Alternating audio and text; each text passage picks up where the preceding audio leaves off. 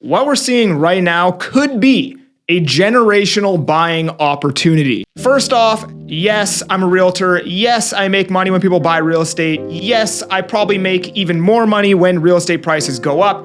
Yes, man. Wow. However, if you're one of those people who just doesn't listen to realtors just because the realtors then don't take my advice, and even better yet, you should probably just click off the video. I don't even know why you're here. Let's first take a look at this Canadian housing affordability chart. And as you can see, we are now rolling back over getting more affordable. Previous moments in history in this chart, you'll find that this has happened several times before. So in technical analysis in the stock market, traders would call this chart formation a double top. We go up, we come back down, and then we go back up and we peak once more before rolling over and going significantly down to the downside. And as you can see, this happened in 2010 to 2012.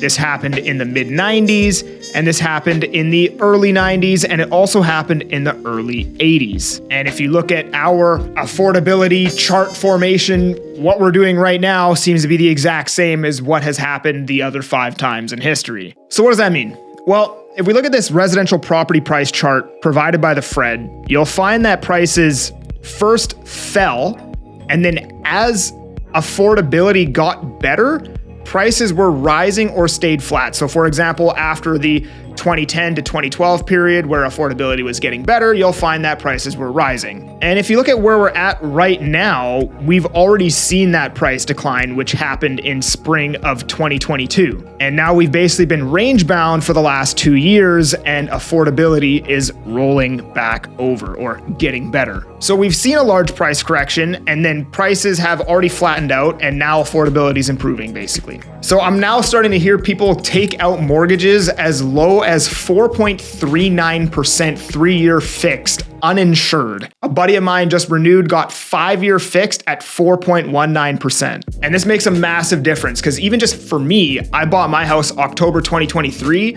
My interest rate is 6.78%. And at one point it was as high as 7%. So, back then you were getting stress tested over 8. And now today you could be getting stress tested as low as like 6.3%. And economists that work for the major Canadian banks are basically predicting that the overnight lending rate is going to be around 3 to 2.75% by the end of 2025. Now, all this being said, does that mean that prices can't go lower? No, of course they can go lower. But this doesn't mean that it's a bad time to buy.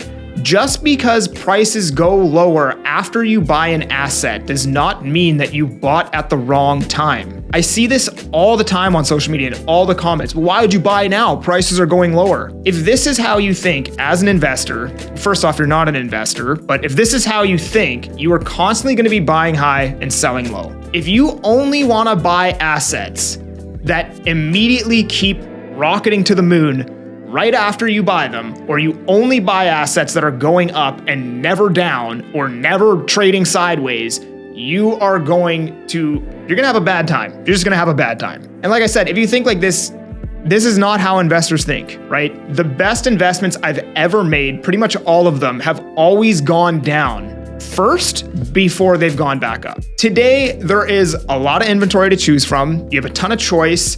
You're not competing. You don't feel rushed. You can put subjects in your offer. You can safely buy stuff. You can make sure you can get financing. You can get an inspection.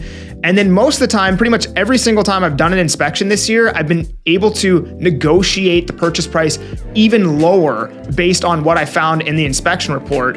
And we were already getting it at a price that was lower than recent comparable sales to begin with. But that won't be the case when prices are rising, because you guys gotta understand the conditions that have to exist for prices to be rising is that there has to be multiple offers to push up the price of that home above its asking price. And when homes start selling above their asking price, this causes new listings that come onto the market after that sale to reprice the home at a higher price than the last sale. So if you're waiting for prices to go up before you buy back into the market, you're going to be in competing offers, you're going to feel rushed, you're going to feel panicked, and you're going to be acting out of emotion as opposed to logic. So now all this being said, I think now to the end of the year could be a generational buying opportunity. Typically, October to December are the best months of the year to buy a home. November, December being the closer you get to the end of the year is obviously better, but in a perfect world, you'd want to buy in December. But at the end of the day, it's all about the homes that are coming onto the market, because the home you want to buy may not be available in December. So, we're coming up to historically the best time of the year to buy. Interest rates are falling. There's lots of inventory to choose from. And on top of that, record high levels of immigration paired with the fact that housing starts are extremely low, which we will feel not today, but in 2 or 3 years when all of the homes that should have been built don't exist and we have an extra 2-3 million people living here. Now, for all of the people that are going to counter this video with something to the likes of massive unemployment is coming, a huge recession is on the way, the mega crash is coming, you're not an economist, what else do they say? You'll own nothing and be happy. Listen, yes, all of this is possible. But I'll leave you with this and then I'll make a bold prediction. One thing that all successful investors and entrepreneurs have in common is the fact that they are positive about the future. Being pessimistic is not a stance that pays well pretty much ever. Aside from Michael Burry, who managed to do it one time 16 years ago, and then it's been for some reason heavily glamorized ever since, which, by the way, he's tried to do exactly that like 15 more times and failed every single time since then. It is not a stance that pays well. I remember in 2021 when Michael Burry was opening up huge shorts on Tesla because Tesla was going crazy.